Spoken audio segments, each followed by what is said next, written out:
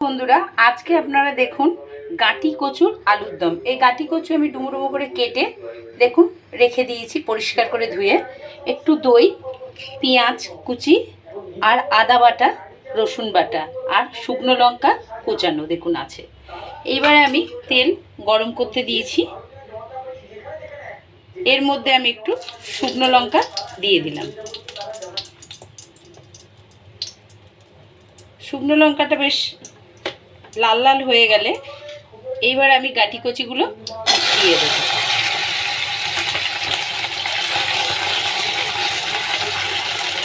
দেখুন গাঁটি কচিগুলো এই কারণে দিলাম, গাঁটি কচুর মধ্যে কিন্তু একটা লোদ লোদ ভাব থাকে। আমি ভালো করে যদি ভেজে নিই তবে কিন্তু এই লোদ ভাবটা কেটে যাবে। দেখতে থাকুন আপনারা। দেখুন বন্ধুরা আমি কিন্তু ভেজে গাঁটি কচিগুলো উঠিয়ে রেখে দিয়েছি। এইবার আমি পেঁয়াজগুলো দেব।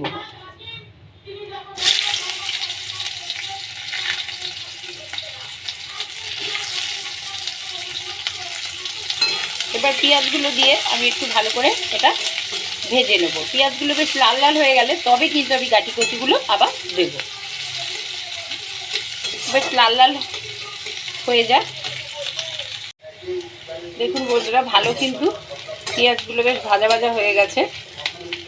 এইবার আমি আদা আর গাঁটি কচুগুলো একসঙ্গে দিয়ে দেব। দিয়ে আমি এটা আবার একবার করে ভাজবো। গাঁটি কচুগুলো ভাজা ছিল আর আদা বাটাটাও ছিল, আদা রসুন বাটা আমি কিন্তু একসঙ্গে দিয়ে দিয়েছি। দিয়ে পেঁয়াজ সব মশলা একসঙ্গে আমি এটা ভাজবো। এবার আমি আন্দাজ মতন একটু লবণ দেব। একটু টক দই ছিল, টক দই দিয়ে দিলাম।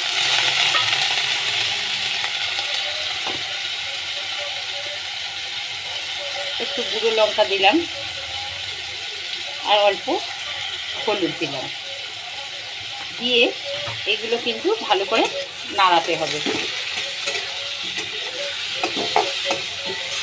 আমি কিন্তু আগে একটু শুকনো লঙ্কা ফোড়ন দিয়ে দিয়েছিলাম। গাঁটি কচুর আলুর দম করতে গেলে এইভাবে করলে কিন্তু খুব সুন্দর খেতে হয়।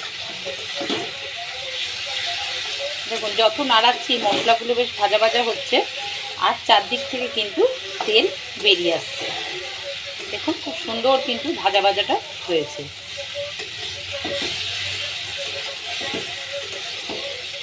আর আদা রসুনেরও একটা সুন্দর গন্ধ বেরিয়েছে। আদা রসুন কিন্তু বেশি ভাজা যাবে না। দেখুন বেশি ভাজলে কিন্তু একটা পোড়া পোড়া ভাব এসে যাবে, তখন কিন্তু রান্নাটা তেতো লাগবে। আপনি একটু গ্যাস কমিয়ে তবেই কিন্তু এটা করতে হবে। আমার কিন্তু চারদিক থেকে বেশ সুন্দর একটা তেল বেরিয়ে এসছে। এবার আমি জল দিয়ে দেবো।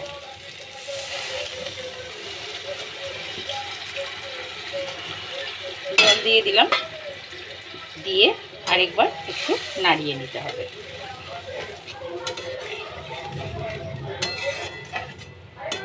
দেখুন বেশ কি সুন্দর একটা কালার এসছে।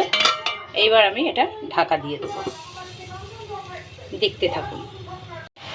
দেখুন বন্ধুরা আমার কিন্তু আলুর দম হয়ে এসছে। এবার আমি একটু সামান্য ধনে আর জিরের গুঁড়ো দিলাম আর একটু গরম মশলা দিতেই হবে। একটু অল্প করে গরম মশলা দিলাম। দিয়ে এটাকে একটুখানি ভালো করে নাড়িয়ে নিতে হবে। দেখুন বেশ মাখা মাখা মতন সুন্দর হয়েছে। আবার এইদিকে বৃষ্টিও হচ্ছে, দেখুন দারুণ লাগছে। বৃষ্টির মধ্যে গাঁটি কচুর আলুর দম আর লুচি হেভি লাগবে। আপনারা এইভাবে করবেন। দেখুন এবার আমি নামিয়ে দেবো। দেখুন বন্ধুরা আমার কিন্তু গাঁটি কচুর আলুর দম কমপ্লিট হয়ে গেছে। এইভাবে আপনারা করবেন, কমেন্টের মাধ্যমে জানাবেন, শেয়ার করবেন, লাইক করবেন।